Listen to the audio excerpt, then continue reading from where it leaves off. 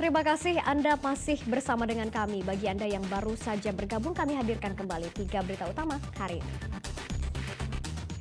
Segerombolan pemuda menyerang sebuah tempat karaoke di Semarang Timur. 5 orang menderita luka-luka akibat dibacok senjata tajam.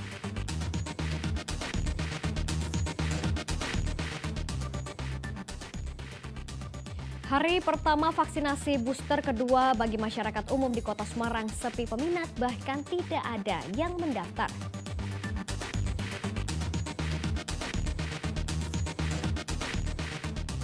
Cegah stunting, pemerintah Kabupaten Demak menggencarkan Kampung KB untuk memastikan asupan gizi bagi ibu hamil dan balita.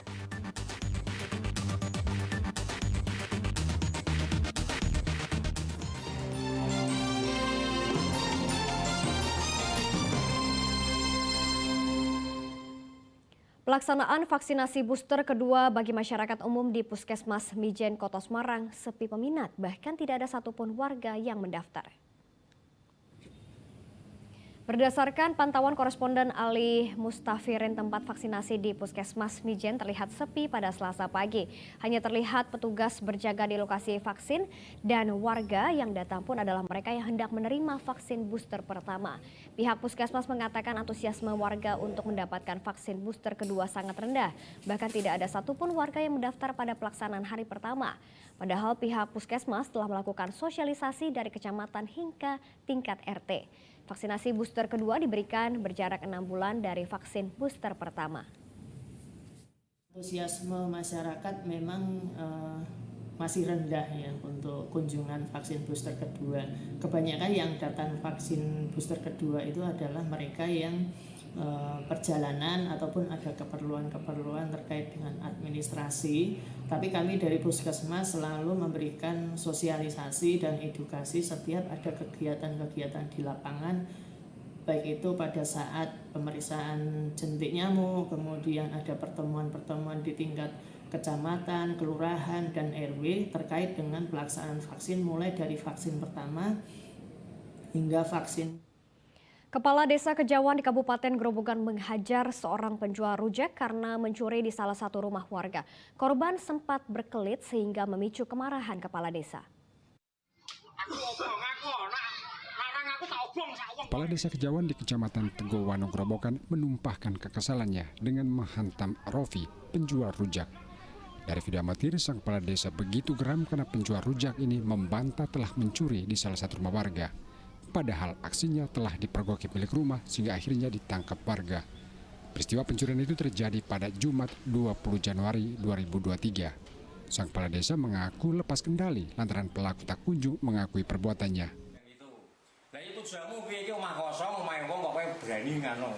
Sana akhirnya kan aku arep ngoyak maling sapa? Wong sing duwe ngomong nak sing nang rumah kowe kok ngoyak maling ngono. Akhirnya kan pelimpan-pelimpan akhirnya ya terjadi pemukulan itu. Setelah saya pukul, baru dia mengaku, nggih Mbak, sepunturnya Mbak. Di dalam video amatir kekerasan itu beredar luas sehingga kepala desa dan penjual rujak dimediasi Polsek Tegowano. Penjual rujak akhirnya mengakui perbuatannya dan memohon agar kasus diselesaikan secara kekeluargaan. Terkait kejadian tersebut, saya kemudian dipukuli oleh Kepala Desa Kejawan. Atas kejadian tersebut, saya meminta maaf kepada Ibu Ana dan berjanji tidak akan mengulangi lagi. Sehubungan dengan yang saya alami dari Kepala Desa Kejawan, saya berharap tidak diperpanjang serta bisa diselesaikan secara kekeluargaan. Kedua belah pihak akhirnya sepakat tidak melanjutkan kasus ke jalur hukum. Arif Nur melaporkan dari Kabupaten Grobogan. Bayi berjenis kelamin laki-laki ditemukan terbungkus handuk dalam kondisi meninggal dunia di saluran irigasi di Desa Jatipuro, Klaten. Polisi masih memburu orang tua pembuang bayi tak berdosa itu.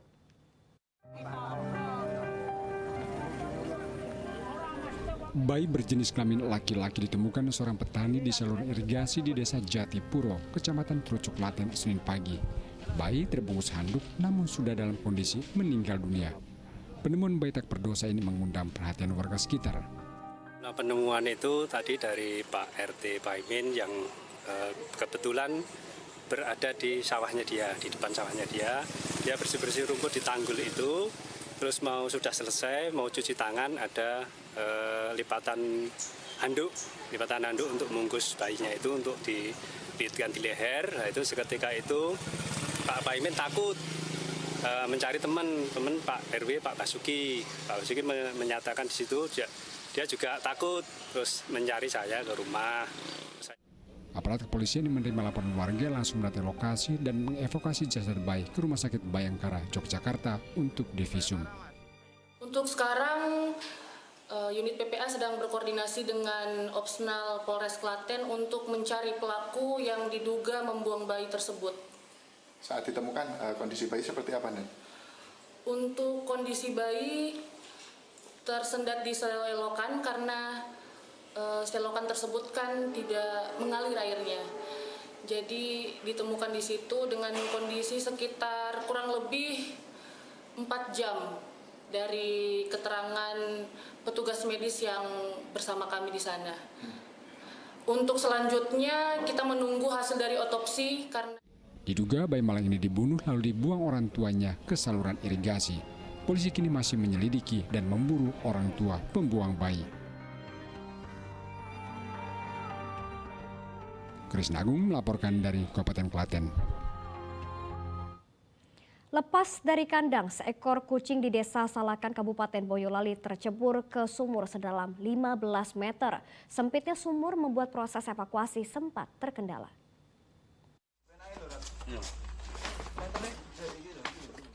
Dengan persiapan matang, beginilah cara tim reaksi cepat BPBD Kabupaten Boyolali untuk mengevakuasi seekor kucing yang masuk sumur. Kucing jenis Persia ini dilaporkan pemiliknya tercebur sumur sedalam 15 meter di Desa Salakan, Kecamatan Teras, Kabupaten Boyolali pada Senin malam. Sempitnya sumur cukup menyulitkan proses evakuasi. Kucing pun sempat bersembunyi di salah satu rongga sumur sehingga sulit dicari. Saat proses evakuasi, petugas kesulitan memasukkan kucing ke dalam keranjang. Akhirnya petugas memutuskan untuk membawa sendiri kucing ke permukaan.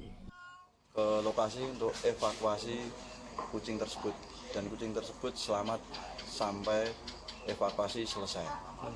Kalau kondisi kucing sendiri dalam sumur itu pas di mana itu, Mas? Itu kucing posisi di